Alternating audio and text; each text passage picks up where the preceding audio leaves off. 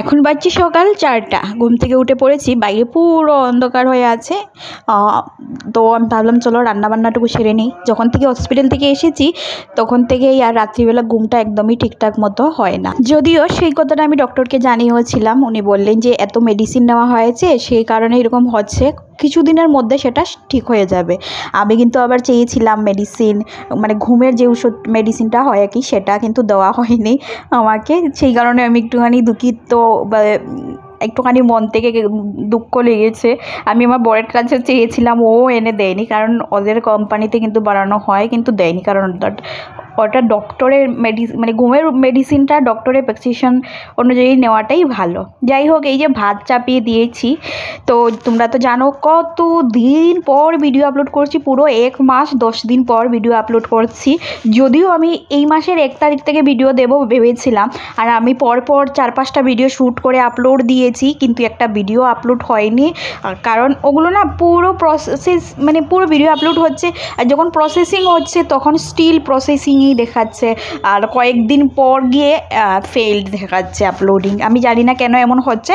তাই আজকের এই ভিডিওটা শ্যুট করেছি, এই ভিডিওটা আগে শ্যুট করেছি, এক্স্যাক্টলি ডেটটা আমার মনে নেই, তবে মানে হসপিটাল থেকে আসার পর কয়েকদিন পরই এই ভিডিওটা শ্যুট করেছিলাম। আমি কিন্তু হসপিটালে প্রায় 7-8 দিন ছিলাম, তো আমি ভেবেছিলাম তোমাদের সব কিছু খুলে বলবো একটা আলাদা ভিডিওতে, কেন এতদিন ভিডিও দেইনি, কি হয়েছিল আমার। আর আমি সব কিছু প্রিপেয়ার করে ভিডিও আপলোড করে দিয়েছিলাম, কিন্তু হয়নি। তো এই ভিডিওটা আমি একদম ছোটোখাটোর মধ্যে করছি, দেখি এটা হয় কি না, জানি না তোমাদের কাছে পৌঁছতে পারবো কি না। কয়েকদিন ধরে এরকমই হচ্ছে, কি হয়েছে প্রবলেম আমি একদমই বলতে পারছি না। আগে একদিন এরকম হয়েছিল জানো তো, কিন্তু আমি সেম ভিডিওটা নেক্সট ডে আপলোড করেছি, তখন আপলোড হয়ে গিয়েছিল। তো যাই হোক, এইখানে দেখো একটুখানি ভেন্ডি ছোটো ছোটো করে কেটে ভাজি বসিয়ে দিয়েছি। বাইরে এখনও গুটগুটে অন্ধকার হয়ে আছে, রান্নাবান্না সেরে নিচ্ছি আর তারপর বাইরের বাকি কাজকর্মগুলো সারবো। তো হঠাৎ করে আমার একদিন শরীর খারাপ হয়ে যায়, তখন ছিল 29 তারিখ, মানে মাসের একদম শেষের দিকে, জুলাই মাসের 29 তারিখ ছিল। সেই দিন ছিল বরের মানে রাজ্যের ক্লোজিং ছিল, আর সেই দিনই আমার শরীর হঠাৎ করে এত খারাপ হয়ে যায়, কি বলবো, বলার কোনো ভাষা নেই। আমি অন্য এক সময় তোমাদের সাথে সব কিছু শেয়ার করব। তো তারপর তো হসপিটালে ছিলাম প্রায় 10 দিন মতো। ওইখান থেকে আমাকে গভর্নমেন্ট হসপিটালে রেফার করে দেওয়া হয়েছিল, কিন্তু রেফার নিয়ে আমরা ঘরেই চলে এসেছিলাম, কারণ আমার যেতে ইচ্ছে করছিল না আমার সঙ্গে। এই কারণে, মানে আমি হসপিটালে থাকার কারণে পাপাইয়ের খেয়াল রাখার একদমই কেউ ছিল না, ও কিন্তু অসুস্থ হয়ে পড়েছিল, খাওয়া দাওয়া ছাড়া একদমই ওর অবস্থা খারাপ হয়ে গিয়েছিল। আসলে এইখানে একা থাকার কারণে কেউ তো নেই যে ধ্যান রাখবে, আর আমিও একা একাই হসপিটালে ছিলাম, মানে অনেক অসুবিধে হয়েছে। একটা সময় তোমাদের সাথেও সব কিছু শেয়ার করব। তো যাই হোক, হসপিটাল থেকে আসার পর এই অবস্থাতে মানে মোটামুটি বেশ কিছুদিনই আমি বিছানাতে শুয়ে শুয়ে কাটিয়েছি। তারপর ধীরে ধীরে একটু একটু করে শরীরটা সুস্থ হচ্ছিল, তো নিজের মতো করে কাজকর্মগুলো করার চেষ্টা করছিলাম, কারণ রাজি একা একা সব সামলে ও কিন্তু অনেকটা অসুস্থ হয়ে পড়েছে। একা হাতে ঘর আর অফিস দুটোই সামলাতে হচ্ছিল, আর তার মধ্যে পাপ্পাই তো আছেই। তো যাই হোক, এখানে দেখো আমি খোসা সমেত মুসুরি ডাল বসিয়ে দিচ্ছি। তো এটা কুকারে সিটি দেবো, তাই সব কিছু দিয়ে দিচ্ছি, আর টমেটোটা পুরো আস্ত দিয়ে দিয়েছি, কারণ যখন ডালটা হয়ে যাবে তখন টমেটোটা বের করে আর ভালো করে ভুনে নেব। না হলে কি হয় বলো তো, ডালের মধ্যে ছোটো ছোটো করে কেটে দিলে বেশি বেশি থাকে উপরে, সেটা ভালো লাগে না। একদম কুড়কুড়া করে ভেন্ডি ভেজেছি, এটা খেতে বেশ ভালো লাগে। আর পাপাই স্কুলে যাবে বলে এখানে আমি টিফিনের ওর লাঞ্চ বক্সে দেবো যে পরোটা, সেইটার প্রিপারেশন করে নিচ্ছি। তো ভাতের মধ্যেই আলু সেদ্ধ করে নিয়েছি, আর শুধুমাত্র ওর জন্য করবো, তো বড়ের জন্য রুটি করে নেব, সেই কারণেই এখানে আমি একটা আলুই সিদ্ধ দিয়েছি। তোমাদের সাথে গল্প করতে করতে এটাই জিজ্ঞাসা করা হয়নি যে কেমন আছো তোমরা সবাই। আশা করছি ঈশ্বরের কৃপায় সবাই ভালো আছে, সুস্থ আছো। নতুন আর একটা ভিডিও নিয়ে এলাম পুরো 1 মাস 10 দিন পর। তো এখন থেকে রেগুলার চেষ্টা করব ভিডিও দেওয়ার জন্য, আর সঙ্গে কিন্তু দুটো খুশির খবরও আছে, সেগুলো শেয়ার করব। না এটা ভেবো না যে খুশখবরি বলতে মানুষ কি বুঝে যে প্রেগনেন্সি, এরকম কিছু না। তবে দুটো খুশির খবর আছে, সেগুলোও শেয়ার করব। সামনেই দুর্গাপূজা চলে আসছে, সেই ভিডিওগুলো তোমাদের সাথে শেয়ার করব খুব তাড়াতাড়ি। তাড়াতাড়ি চলো আজকে এখান থেকেই শুরু করলাম।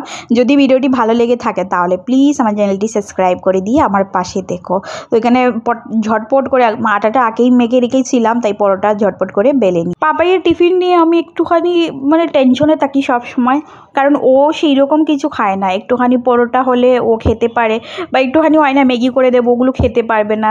পাস্তা করে দেবো বা নানান ধরনের কী করে দেবো সেটা ভেবে পাই না। সকালবেলা ব্রেড টোস্ট করে দিই, ডিমের মধ্যে মানে একটুখানি ব্রেড অমলেট করে দিই, ওগুলোই করে দিই, আর পরোটা করে দিই। এই পরোটার আলুটা একটুখানি বেশি সেদ্ধ হয়ে গেছে, আর এই পরোটার ভিতরে একটু স্টাফিংটাও বেশি দিয়েছি, সেই কারণে একদম তুলতে পারছি। জানো তো রাত্রিবেলা ঘুমোতে যাওয়ার আগে আমি রান্নাঘর পুরো ক্লিন করে শুই, একদম নিচ মেজে উজে সব মুছে টুচে রান্নাঘরে যত বাসন আছে সব ধুয়ে জায়গা মতো সেট করে রাখি, তাহলে অনেকটা সুবিধা হয় সকালবেলা। আর না হলে সকালবেলা উঠে তাড়াহুড়ো করে কাজকর্ম করতে হয়। আমার এই মুহূর্তে শরীরের যা কন্ডিশন, আমি খুব তাড়াহুড়ো করে কাজকর্ম করতে পারি না, একদমই হাঁপিয়ে যাই। মনে হয় কতক্ষণে গিয়ে বিছানাতে পড়বো, হাত পা কাঁপতে শুরু করে। এই সমস্যাগুলো হচ্ছে, আর এটা হওয়ার কারণ ওই যে একদমই শরীরে এনার্জি নেই, সেই কারণে। তো এগুলো ঠিক হতে হতে মোটামুটি বেশ কিছু সময় লাগবে। 3 মাসের জন্য আমাকে খাওয়া দাওয়া একদম সাদামাটা করে দিয়েছে। তো আমি সেই কারণে আমার পরোটা খেতে খুব ভালো লাগে, কিন্তু আমি পরোটা আমার নিজের জন্য করব না, বা রুটিও মানে একটু শক্ত জাতীয় খাবারও খেতে মানা করেছে, যেহেতু আমার পেটে খুব ইনফেকশন হয়ে গেছে সেই কারণে। তো একদমই পাতলা খিচুড়ি, দলিয়া এই টাইপের, মানে হালকা হালকা ওটস এই টাইপের জিনিসই খাওয়ার জন্য বলেছে, আর আমি সেগুলোই খাচ্ছি ইদানিং। বা কখনো একটু নরম নরম ভাতের সঙ্গে ডাল টাল করে খাচ্ছি, আর হেভি জিনিসগুলো একদমই খাচ্ছি না, মানে ভারী রকম বা একদম শক্তপুক্ত জিনিস এগুলো খাচ্ছি না। তো ডালটা তো সেদ্ধ হয়ে গেছে, 2টো টমেটো দিয়েছিলাম, এই যে ফোড়নের মধ্যে তুলে টমেটোটা দিয়ে দিলাম, আর এখন আমি ভালো করে কষিয়ে নেব। সেদ্ধটা একদম পুরোপুরি হয়ে গেছে, এখন শুধু ওই ভিতরে জলটা শুকিয়ে গেলে তেল ছেড়ে দেবে। আর তারপর দেখো এখানে ডালটাও ছেড়ে দিয়েছি। ডালটা দেখতে একটুখানি কালো কালো হয় যেহেতু খোসার সমেত, তবে খেতে কিন্তু দারুণ হয়। খোসার সমেত যে কোনো ডাল রান্না করলে টেস্টটা না একদমই অন্যরকম হয়, মানে ওই খোসা ছাড়া, যেমন মুগ ডাল খোসা সমেতটা রান্না করলে এক রকমের হয়, খোসা ছাড়া রান্না করলে আরেক রকমের হয়। মুসুরি ডালটাও খোসা সমেত রান্না করলে এক রকমের হয়, আর খোসা ছাড়া রান্না করলে আরেক রকমের হয়। ইদানিং যেটা সবচেয়ে সমস্যা হচ্ছে, তোমরা হয়তো সবাই জানো যে পাঞ্জাবে ফ্লাড হয়েছিল, একদম সব ডুবে গেছে। আর গত মোটামুটি 1-1.5 মাস ধরে লাগাতার বৃষ্টি দিয়ে যাচ্ছে। হসপিটালে ছিলাম তার আগের থেকেই বৃষ্টি শুরু হয়েছিল, কন্টিনিউ দিয়ে যাচ্ছে। এই সকালবেলা একটুখানি ঠিকঠাক হলো, জায়গায় জায়গায় দেখো জল জমা হয়ে আছে, আবার কিছুক্ষণ পরই চলে আসবে বৃষ্টি, এইরকমই হচ্ছে। মানে একদম বৃষ্টি দিয়ে একদম পুরো সব নষ্ট করে রেখেছে, কাপড় টাপড় কিছুই শুকাতে পারছি না, অবস্থা একদমই খারাপ। গাছগুলোর গোড়াতে জল একটুখানি দিচ্ছি, কিন্তু না দেওয়ার কোনো ইয়ে নেই, আমি দেইই না জল আজকাল। অবস্থা একদম খারাপ হয়ে আছে, প্যাক হয়ে আছে গাছের গোড়াগুলো, একদম টাচ করলেই গাছ শুদ্ধা চলে আসছে উঠে, কারণ গোড়াগুলো একদম নরম হয়ে গেছে। তাই হালকা একটু জল দিয়ে নিয়েছি, আর এখন আমি বারান্দাটা একটুখানি ধুয়ে দিচ্ছি। যদিও আবার বৃষ্টি চলে আসবে, কিন্তু ওই যে বৃষ্টি না কাদা কাদা হয়ে যায়। আজকে রাত্রির দিকে হয়তো মানে শুরুতে রাত্রির দিকে দিয়েছিল সন্ধ্যার দিকে, কিন্তু শেষ রাতে বৃষ্টি দেয়নি বলে এতটাও রাস্তা মাস্তা ভিজা নয়, কিন্তু পাক্কা বাইরে অন্ধকার হয়ে আছে, কিছুক্ষণ পর কিন্তু চলে আসবে।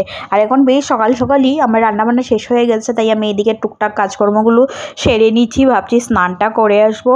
অনেক দিন হয়েছে, বড়ির পুজো টুজো দিচ্ছে, আজকে একটুখানি নিজের মতো করে পুজো দেব, ভালো লাগবে একটুখানি।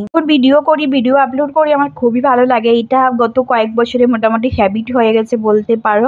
আর এখন তো কত দিন হয়েছে ভিডিও দেই না, সেই কারণে আর মানে একটুখানি মন মেজাজটা খারাপই থাকে বলতে পারো, কাজকর্মের এনার্জি একদমই পাওয়া যায় না। আজকে ভিডিও দিতে পারছি বলে আমার কিন্তু একটা আলাদাই এনার্জি কাজ করছে, আর এখন থেকে ভাবছি কন্টিনিউ দিয়ে যাব, চেষ্টা করব দেওয়ার, মানে চেষ্টা করব, জানি না পারবো কি না, কারণ অনেক সমস্যার মধ্যে আছি, সেগুলো সামলে দিতে হয়। তাছাড়া একটা বেবি আছে, ওকেও সামলেই সব কাজ করতে হয়।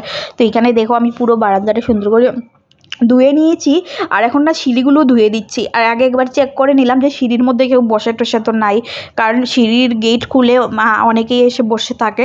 যেমন পাশের যে আমরা উল্টা সাইডের বিল্ডিং আছে, ওইখানের দাদি উদি বসে থাকে, কখনো সকাল সকাল দাদি ফোল্ডিং না বের করে সিঁড়িতে বসে থাকে, সেই কারণে আর কি চেক করে নিলাম। আর তারপর বারান্দাটা সুন্দর করে ধুয়ে দিলাম, সিঁড়িগুলো পরিষ্কার করে ধুয়ে দিয়ে এসেছি।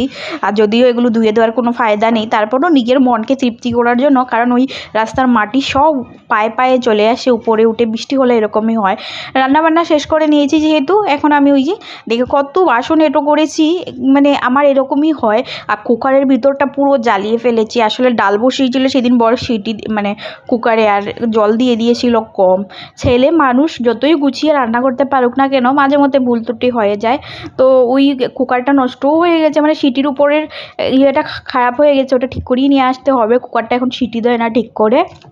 আর তাছাড়া ভিতরটা জলে খালি হয়ে গিয়েছিল, আমি চেষ্টা করছি ধীরে ধীরে মানে ঠিক করার জন্য। স্যালাইনের ক্যানেল অনেক দিন হাতে লাগানো থাকার কারণে আমার হাতটা ভীষণ খারাপ হয়ে আছে, মানে হাতে ভীষণ যন্ত্রণা হচ্ছে, মানে একটা কাজকর্ম করতে পারছি না। এটা একটুখানি ঠিক করতে সময় লাগবে। তাছাড়া এতবার ব্লাড নিয়েছে হসপিটালে, সেই কারণেও একটুখানি জায়গায় জায়গায় যন্ত্রণা হচ্ছে। আর আমাদের জলের যন্ত্রণা এখনও ঠিক হয়নি গো। দেখো জলের কি কষ্ট, কি আর বলবো, মানে এত বেশি কষ্ট আগে কখনো দেয়নি। যদিও লাইনে কাজ হচ্ছে, আর একটা লাইনই জলের লাইনের পাইপই একটা ফেটে গেছে, আর সেইখান থেকেই হয়তো গাটারের জল মিক্স হয়ে আসছিল বলে এরকম হচ্ছিল অনেক দিন থেকে। আর এই জল খেয়ে খেয়ে এই অবস্থা খারাপ হয়ে আছে। বাইরে থেকে জল মাঝে মধ্যে কিনে নিয়ে আসা হচ্ছে, আবার মন্দিরের সামনে একটা মানে আরও লাগানো আছে, সেইখান থেকেও নিয়ে আসা হচ্ছে। এরকম করেই চলছে, বালতিতে ভর্তি ভর্তি করে। তো এখানে আমি বোতলগুলো ভরে নিয়েছি, আর দুটো বোতল আবার ফাঁকা করে রাখবো, কারণ ওগুলোর জল ফিল্টারে ডালবো, আর বর নিয়ে আসবে গিয়ে মন্দিরের সামনে থেকে নিয়ে আসবেন, তো সেই কারণে আমি বোতল দুটো ফাঁকা করে রাখছি। খাওয়ার জল হয়ে যায় এই বোতলের জলগুলো দিয়ে। একদিকে ঘর বাড়ি পশু পাখি সব ভেসে যাচ্ছে, কি কষ্ট মানুষের, কি আর বলবো। পাঞ্জাবের মানুষ মানে আমরা এই শহরে আসার পর অনেক কিছু শিখতে পেরেছি। এখানকার মানুষজন জানো তো এত ভালো। আর তোমার প্যাকেটে যদি টাকা না থাকে তোমাকে উপোস থাকতে হবে না। অন্য কোনো শহরে ইন্ডিয়াতে থাকলে হয়তো তুমি খাবার পাবে না, কিন্তু এই শহরে কেউ উপোস থাকে না, কারণ যে কোনো গুরুদুয়ারের পাশে থাকলে যখন তখন তুমি খাবার খেতে পারবে। কখনো মানে যে কেউ গেলে, হিন্দু মুসলমান যে কোনো কেউ হোক, ওরা কিন্তু ভেদ বিচার করে না। সেইখানে পাঞ্জাবের সব কিছু বেশি গিয়েছে, এত কষ্ট হচ্ছে কি আর বলবো।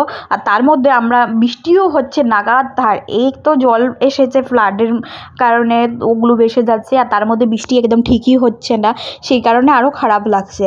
আর এইদিকে দেখো এত কাপড় জমা হয়ে আছে, কি বলবো, কিছু কাপড় ধুয়ে দিলাম। আর আমরা কিন্তু এদিকে জল পাচ্ছি না, আর জল আসছে, জলে ভীষণ স্মেল। তো সেই